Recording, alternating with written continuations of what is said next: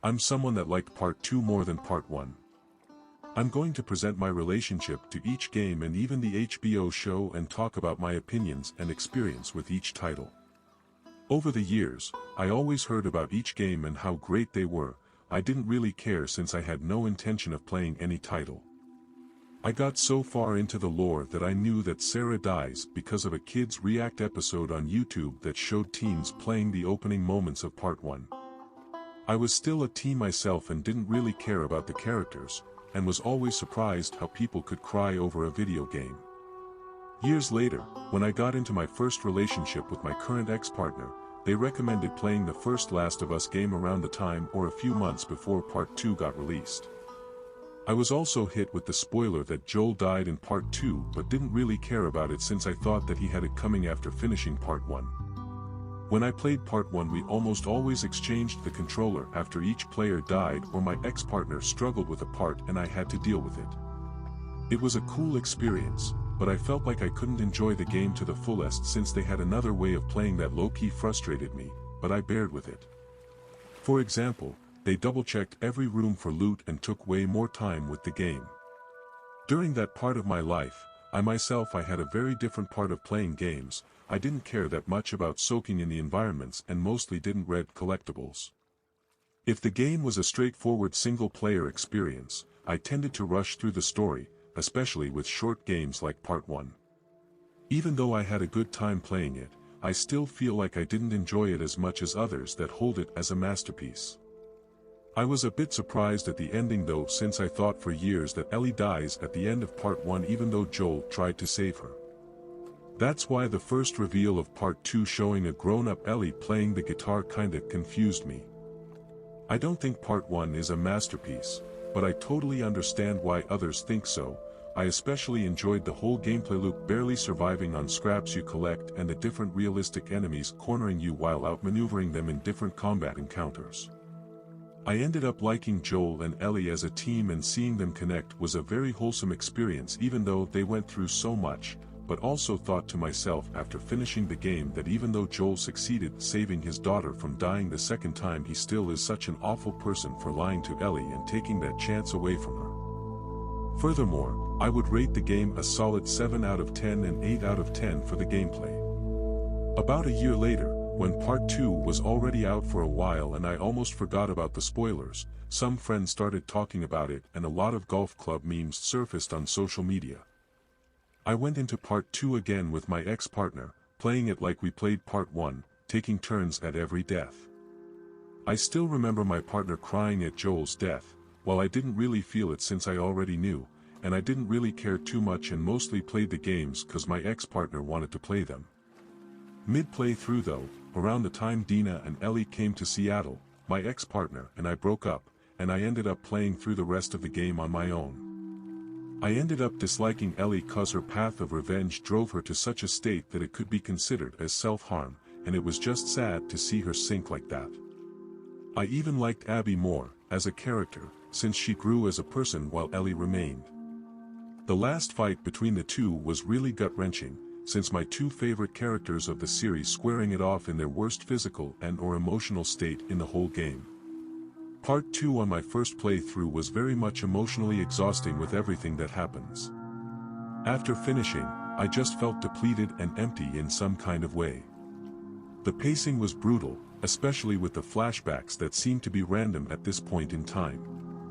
I also thought that the game dragged on for way too long, since it was just making me feel more exhausted the longer it went on. But I have to say that gameplay-wise it was leagues above Part 1 since it polished the gameplay loop to perfection. At this moment in time, I would give the game also a 7 out of 10 and gameplay-wise a 10 out of 10. Later, I got back together with my ex-partner, but we broke up again. Since then, I myself grew and changed as a person a lot. I also changed the way I played video games, especially. I take more time experiencing single-player games, go out of my way to do side quests and even look at readable collectibles to fill in the different lore pieces that I missed. Then about a year later the HBO show came out. I connected with the version of the characters way more in the show than the game, Part 1. I think the HBO The Last of Us Season 1 is a 10/10 and is the definitive way to experience Part 1.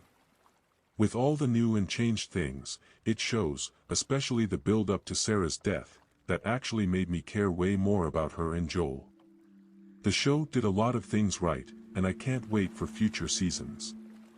Mid-season, I thought to myself that I could maybe replay Part 2, and that has been probably the best thing I did to change my views on Part 2. I highly recommend playing Part 2 on Grounded with its world mirrored for a superb experience after about a year or few finishing it the first time. I started my second playthrough, a good year later. I played it in mirrored, so the environments feel different and on the Grounded difficulty, and it really intensifies everything. Some environments almost felt new. Also with Grounded, almost everything on the HUD is gone, ammo count, health bar, button prompts, plus you are way easier to kill and have to think it through with every combat encounter. It really deepens the way you view the game and its mechanics. NPCs see you more like real people would spot you. You listen to their callouts more carefully and have to look at their animations more carefully for when to dodge, hide, or attack. Story-wise, Joel's death hit me way harder on the second playthrough.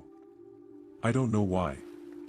Probably because I thought that my favorite character Abby is hurting my other favorite character, and what it triggers is a world of pain for the both of them. Plus, Joel changed a lot after living in Jackson for a while, and seeing him getting pummeled to death while Ellie watched was heartbreaking, and this time I also watched this scene on my own. Chills. While playing through it and really soaking it in, I ended up with the conclusion that Part 2 is a 10 out of 10 in every aspect of its creation. At this point in time, I also didn't mind the long playtime of the game and its story. After finishing it, I honestly felt like I didn't play enough. I wanted to see more of Ellie and Abby. The flashbacks were also perfectly implemented since they provided more context to the characters, teased specific things happening in the game, and build up the climax of Abby and Ellie confronting themselves and healing in their own way. I ended up feeling very differently about the game and am glad I played through it again on Grounded.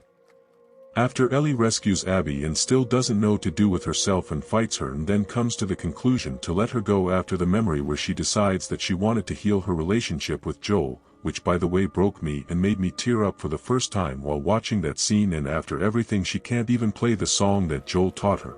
The song she plays now and then when there is a guitar to feel the connection she had with Joel.